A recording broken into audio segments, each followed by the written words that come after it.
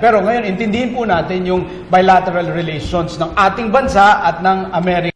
Report na ito ni Ginoong Benj Bonjo. Kung ikukumpara sa tao, tila hindi sapat ang katagang BFF o Best Friends Forever upang ilarawan ang relasyon ng Pilipinas at Amerika. Dahil ang relasyong ito, pinatibay at pinalalim ng mga pagkakataon at pangyayaring inukit ng kasaysayan.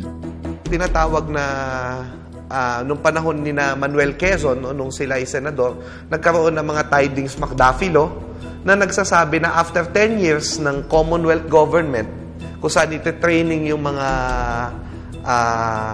Filipinos under Manuel Quezon, before the war happened, ay palalayain tayo. That's why isinauli nila yung kinuha na independence natin noong 1898. Sinoli nila ito noong July 4 of 1946. Kasabay ng pagtatapos ng ikalawang digmaang pandaigdig na nagbigay daan sa ganap na paglaya ng ating bansa, naging hudyat paglakas ng ugnayan sa pagitan ni Juan de la Cruz at Uncle Sam sa iba't ibang aspeto. Sa larangan ng depensa at seguridad, magkasangga ang Pilipinas at Amerika matapos pumasok ang mga ito sa isang Mutual Defense Treaty noong 1951. Bunsod nito, taong 2012 nang maglaan ng Amerika ng $158.8 million bilang development assistance sa pagpapalakas ng depensa ng ating bansa.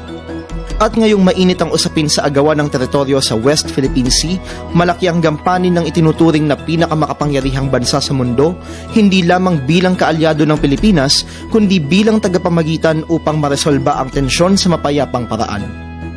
Mahalaga ito dahil yung pagbisita na ito ay isang paalala sa mga Chinese na sinasabi na tinetreaten yung ating security, yung ating mga teritoryo, na meron pa rin kaming mga kasunduan sa Amerika at maaari pa rin tayong ipagtanggol mga equipment, na malalakas na equipment ng Estados Unidos. Isa rin ang Amerika sa mga bansang agarang umayuda sa ating mga kababayang sinalanta ng Bagyong Yolanda. Sa kasalukuyan, umaabot na sa halos $52 million ang suma total ng tulong na ipinagkaloob ng Amerika kaugnay ng naturang kalamidad. Sa usaping lehislatibo, bumubuo rin ng mga polisiya ang Amerika na nagbukas ng maraming oportunidad para sa mga Pilipinong manggagawa. Kaugnay nito, isinusulong ng ilang Amerikanong mambabatas ang panukalang alokasyon ng US visa para sa mga Pilipinong nurse. Kinikilala rin ng Amerika ang kabayanihan ng mga Pilipinong veterano ng ikalawang digmaang pandaigdig.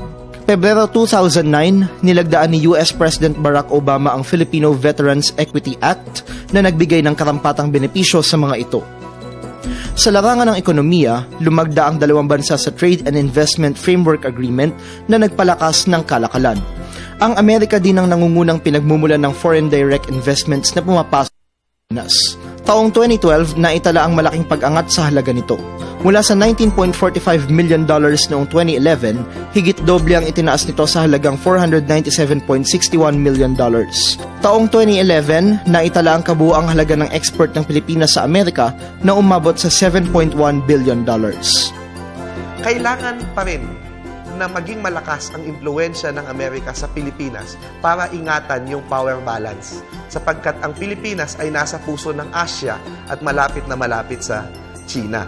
So hindi totoong hindi tayo importante. At yan yung pinapakita ng pagbisita ni President Barack Obama na isa pa rin tayo sa importanteng kapartner ng Estados Unidos. Para sa Telebisyon ng Bayan, Benj Bondo.